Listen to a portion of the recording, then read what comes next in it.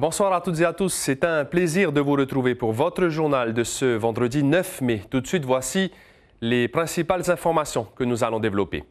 Chaque année, des Polynésiens s'inscrivent à des concours de la fonction publique ou encore d'entrée en école d'ingénieur. L'examen est souvent organisé de nuit pour être parfaitement synchronisé avec les horaires de passage de l'Hexagone.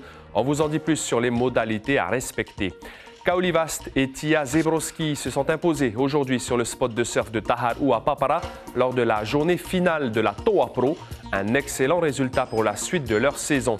La commune de Pir'e a fêté ses 60 ans aujourd'hui. Depuis sa création en 1965, la municipalité n'a connu que 3 tavernas, Gaston Floss, Béatrice Vernodon et Édouard Fritsch. Les 2 premiers cités n'ont pas pu assister à cette célébration.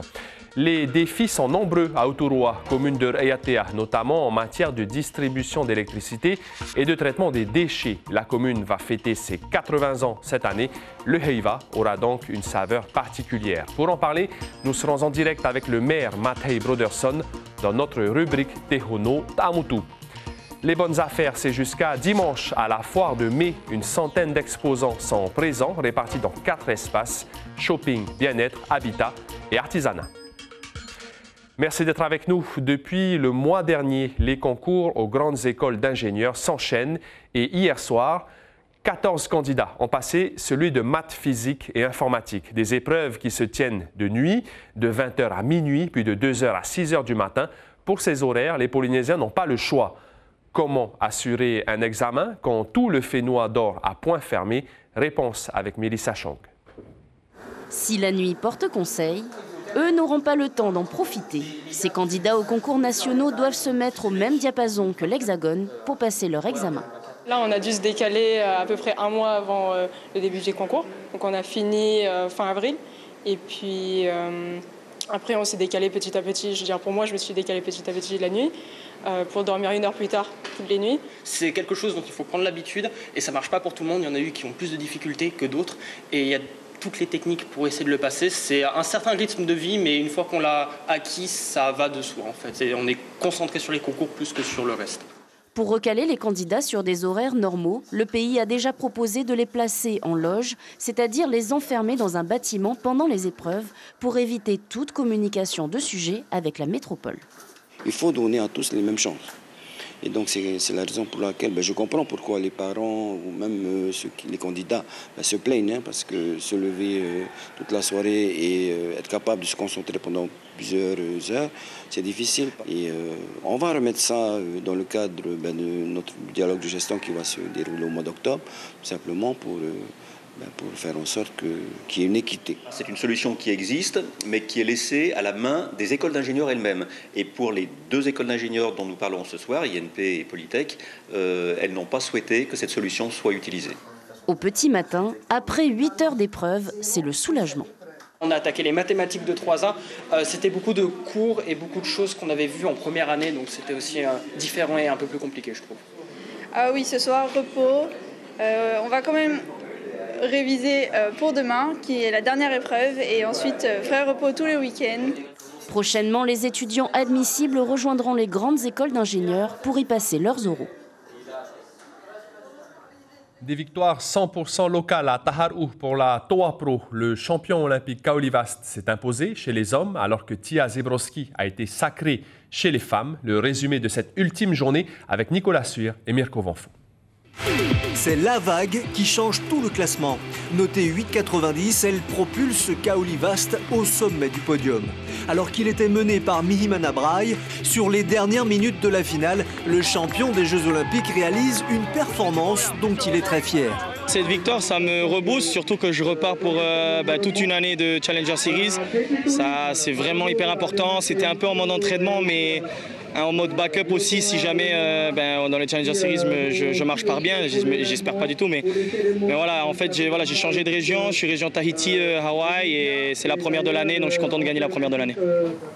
La toute jeune championne d'Europe s'impose chez les femmes. Tia Zebrowski, 14 ans, la favorite, ne marque pas de points puisqu'elle surfe en dehors de sa région, mais elle est très heureuse d'être vainqueur. Je suis super contente d'être championne d'Europe en France et j'ai plus participé à cette compétition pour m'entraîner pour les Challenger Series parce que ça fait presque 6 mois que j'ai pas fait de compète, donc super contente d'avoir gagné celle-là. En plus, c'est un peu à la maison, donc voilà. De très beaux résultats donc pour les Polynésiens qui remportent toutes les premières places face aux Hawaïens dans cette première grande compétition de la région. Très belle compétition pour toute la Polynésie aujourd'hui. On a eu 2 sur 4 en finale chez les hommes et 3 sur 4 chez les filles. Tu vois, donc pour moi, c'est complètement satisfaisant. Tia, la plus jeune de la compétition, a fini par gagner. Il y a la petite Kiara qui a fini 4e, elle a fait quelques petites erreurs. Aylan Vass a fini seconde, donc tu vois, c'est très positif côté féminin aussi et ça ne m'étonne pas parce que vu Vahine Fierro qui continue à passer des séries en Australie, ça motive tout le monde ici. Il y a encore bien d'autres rendez-vous pour cette saison de surf qui commence à peine. Il faudra donc être vigilant et continuer à performer pour monter au plus haut niveau. Et puis on surfe toujours la Bonsoy Gold Coast Pro, 3e étape du WCT en Australie. Vahine Fierro s'est hissée jusqu'en demi-finale de la compétition. Sanctionnée pour une interférence, elle a malheureusement été battue par la Hawaïenne Betty Lou Sakura Johnson. Elle monte tout de même à la 12e place au classement. Soutenir l'intégration régionale des collectivités françaises dans le Pacifique, c'est le rôle du Fonds Pacifique qui bénéficie d'un financement annuel de près de 300 millions de francs. Une réunion du comité directeur est prévue lundi pour sélectionner les projets locaux, des projets qui incluent au moins 2 territoires. Les précisions de Véronique Roger-Lacan, ambassadrice de France pour le Pacifique, au micro de Dylan Fels. On finance en gros des projets qui incluent forcément au moins une collectivité française du Pacifique et un État indépendant du Pacifique. Parce que l'objectif, c'est de faire rayonner l'excellence des collectivités françaises et faire bénéficier les États indépendants du Pacifique qui souvent sont un petit peu moins dotés que les collectivités du savoir-faire dans les collectivités, mais vice-versa, de faire de sorte que les collectivités puissent bénéficier de la connaissance de tout ce qui se passe dans le reste du Pacifique. Pirée a célébré ses 60 ans aujourd'hui, 6 décennies durant lesquelles la commune s'est développée, urbanisée pour répondre aux nombreux défis modernes comme l'augmentation démographique. Aujourd'hui, pour cet anniversaire, Gaston Floss n'était pas présent pour des raisons de santé. Béatrice Vernaudan, maire entre 2008 et 2014, était hors territoire. Les précisions avec Ayata Tarahou et Jérôme Lee. 60 années tissées entre les vagues de Aur-Eitinihau et le mont Aur-Ei. 60 années d'adaptation pour satisfaire des administrés toujours plus nombreux. Ils sont plus de 14 000 en 2025 à avoir choisi Pirée comme terre de vie ou d'accueil. Il y a tout ce qu'il faut. Il y a un autre supermarché là. Et j'habite là. Je peux traverser quand je veux. Et puis, c'est calme. C'est assez calme. Est-ce qu'il y a des choses qu'il faudrait faire encore? Oui, par rapport des jeunes de Pirée, trouver du travail. Ça a beaucoup changé. On veut faire des courses, on vient ici, faire tous ces trucs-là. Ouais. Cette évolution, Pirée la doit à ses dirigeants. 3 se sont succédés aux commandes de cette ville limitrophe de Papeete. Gaston Floss, avec la fringance et la détermination qu'on lui connaît, aura le privilège d'imaginer la commune de demain. Hôpital, crèche, supermarché, la ville dispose de toutes les commodités, mais diriger cette commune n'a pas toujours été un fleuve tranquille. Nous étions vraiment dans une période de grandes réformes. Le Code général des collectivités territoriales qui s'appliquait, le statut de la fonction publique, la création du centre de gestion et de formation, et puis toutes les réformes qu'il fallait faire pour les compétences nouvelles des communes, l'eau, l'assainissement, les déchets. Donc ce fut une période, je peux dire, difficile, mais qui nous a permis de faire avancer Pirée. Aujourd'hui, cette collectivité désormais sexagénaire est à la croisée des chemins pour redessiner son territoire. Ses dirigeants ont un plan de développement précis. Ici, un pôle économique devrait voir le jour pour valoriser ses atouts, un projet à 5 milliards de francs Pacifique. C'est en cours, le concours d'architectes pour le centre marché Maison pour tous va être lancé à la fin de l'année. Je pense que la première pierre sera posée l'année prochaine par la future équipe, c'est une future équipe, non par nous-mêmes bien sûr, mais l'année prochaine. Et puis d'ici là, nous devons surtout construire le financement de ce centre. Pire Air n'a donc pas fini de se construire. Une vision néanmoins équilibrée est nécessaire pour un avenir prospère, où progrès et respect de l'environnement vont de pair pour que ces vallées gardent toujours leur plus belle couleur. Place maintenant à notre rubrique consacrée à la vie des archipels Tehuno'o-Ta'amutu.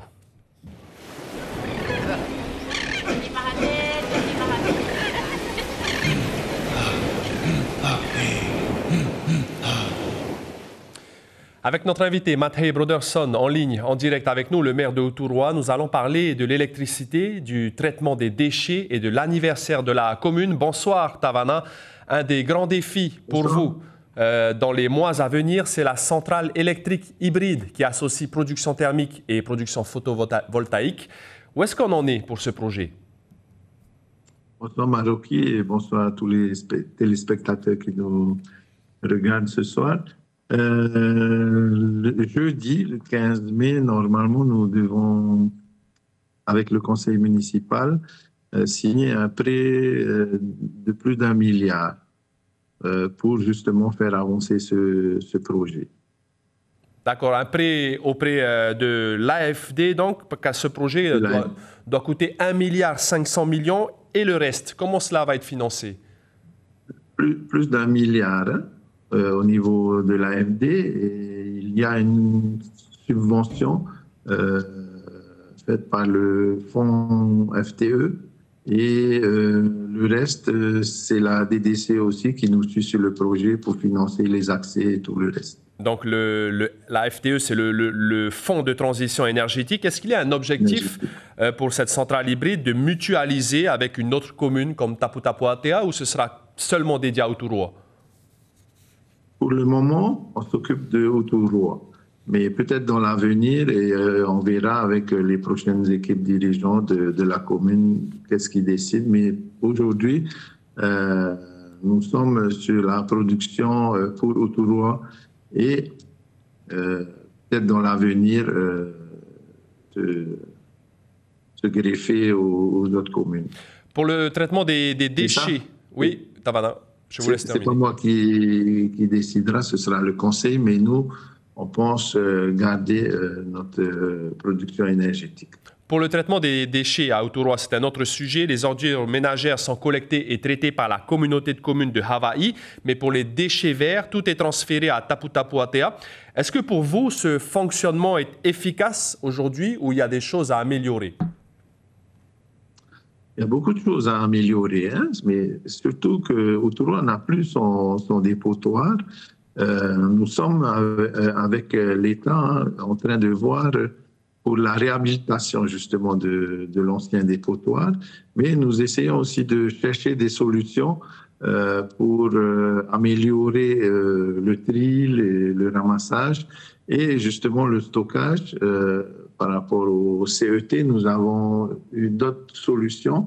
Pour l'instant, nous sommes en train d'étudier le projet pour essayer de voir et de sortir de cette solution qui ne convient pas à tout le monde. Et notre président de la Comcom fait tout son possible aussi pour trouver des solutions. Où est-ce qu'on en est justement pour le calendrier du CET de Wharoa?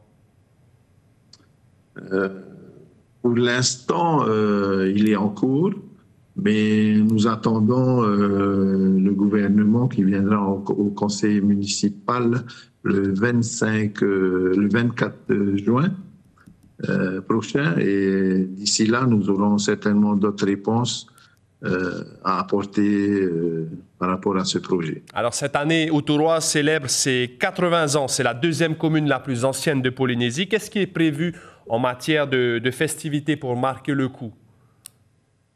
Au niveau des festivités, nous avons travaillé avec les confessions religieuses, les écoles et avec toutes les entreprises et même avec les services du pays pour recueillir des photos, pour pouvoir exposer tout ça, même les groupes de danse, et pouvoir faire un bel anniversaire pour notre commune.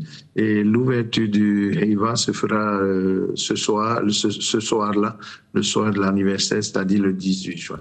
Merci beaucoup, Tavana, pour ces réponses. On retiendra donc jeudi 15 mai la signature d'un prêt de plus d'1 milliard auprès de l'AFD pour la centrale hybride et la visite du gouvernement prévue le 24 juin. Ce sera juste après donc l'ouverture du Heiwai Utoroa. Merci beaucoup d'avoir répondu à nos questions. C'est ainsi que l'on referme notre rubrique Tehonot Amutu.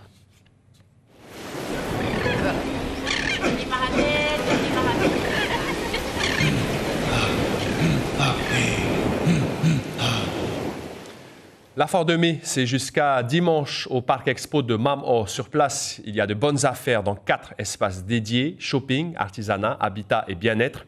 Cet événement est synonyme de prix compétitif. Ismaël Tahiata, Jérôme Lee. C'est une salade qui fait rêver. Elle n'est pas comme les autres. Elle pousse hors sol. On est venu acheter des kits hydroponiques pour nous faire des revenus complémentaires. Voilà. Là, on va sûrement acheter 4 kits de 240 trous. Du coup, on sait que ça sera, avec la demande, ça va être vite rentabilisé. Et une remise de 15% sur le kit. L'hydroponie est une culture d'avenir, mais son prix n'est pas le seul atout. Alors, économie en eau, économie en surface, rendement plus efficace. Voilà, donc on peut cultiver toute l'année. Autre filière d'avenir, le plastique ou la diversité des produits obtenus grâce au plastique. Tout ce qui est eau, assainissement pour les constructions, c'est la priorité en général. C'était déjà le cas il y a quelques années, mais c'est encore plus aujourd'hui. Donc ils choisissent un petit peu les dépenses, on va dire, on ne dépense plus comme avant. Donc on a toujours des kayaks, etc., des bacs piscines pour le loisir, mais ce n'est pas la priorité actuelle. Ici, 15% de remise pour la citerne d'eau de 7500 litres et l'aide du pays en bonus. On livre en fait la 7500 au bateau et nous, on fournit une facture avec le connaissement détaillé bien sûr et c'est l'armateur qui se fait payer directement par la DGAE.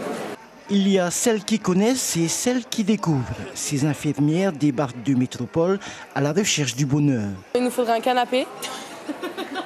En vrai. Après, des vêtements aussi, pourquoi pas. On n'a pas tout vu encore, mais après, bon, ça reste un peu cher quand même. Moi, je regarde d'abord le produit que j'ai besoin et je vais l'acheter. Mais pour moi, le prix n'est pas forcément révélateur de la qualité d'un produit. Casquettes et lunettes, bon chic, bon genre, des articles en vogue et des prix surtout qui poussent à l'achat. Alors j'ai acheté plusieurs petites choses. Il y avait le stand du monsieur qui faisait des petites pancartes décoratives, voilà, avec des motifs, et puis des petits bijoux. C'est parce que c'est la tendance qui fait que voilà, ils viennent acheter chez nous. Hein. Si quelqu'un achète et qu'il voit sur les réseaux, c'est que ça donne envie, tu vois. C'était raisonnable et puis ça va faire des petits cadeaux qui vont faire plaisir à sa copine. Un jus de fruits frais à 800 francs. Ici, les prix foires n'ont pas la même mise. Une bonne affaire pour les restaurateurs. La preuve, il y en a 2 à 3 nouveaux chaque année. La foire de mai, c'est donc jusqu'à dimanche. La compétition pour sélectionner les équipes polynésiennes qui participeront à la prochaine Coupe du Monde de pétanque, mais aussi aux Océanias, a débuté aujourd'hui. Il y a environ 600 participants venus notamment des îles. On connaîtra les qualifiés dimanche à l'issue de la dernière journée. Écoutez le président de la Fédération polynésienne de pétanque qui se réjouit de la participation des îles. Il est au micro de Dylan Fels. Cette année, la sélective pour le championnat du monde est ouverte aux îles. C'est la première fois que les îles peuvent participer à l'Océania et à la Coupe du Monde. Quels archipels sont représentés aujourd'hui? Alors aujourd'hui, nous avons les Raromatai, les Tuamotu, les Marquises. Sauf les autres n'ont pas pu participer. Et la compétition se déroule à Papara. L'information principale de ce vendredi 9 mai, nous étions en immersion nocturne aux côtés de 14 candidats polynésiens qui aspirent à obtenir leur place dans des écoles d'ingénieurs. Pour cela, il faut passer les épreuves de nuit entre 20h et minuit, puis entre 2h et 6h du matin. Le ministre de l'Éducation, Roni Teripaya, espère pouvoir faire changer cet impératif. Sur vos écrans ce soir, après ce journal, 2 épisodes de la série Simon Coleman, puis votre divertissement, la boîte à secrets.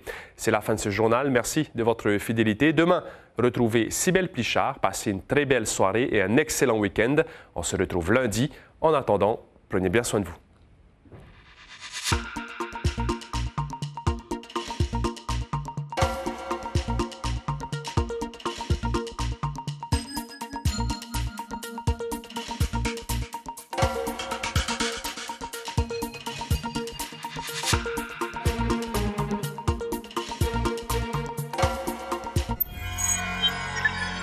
Retrouvez ce programme en replay sur notre site internet.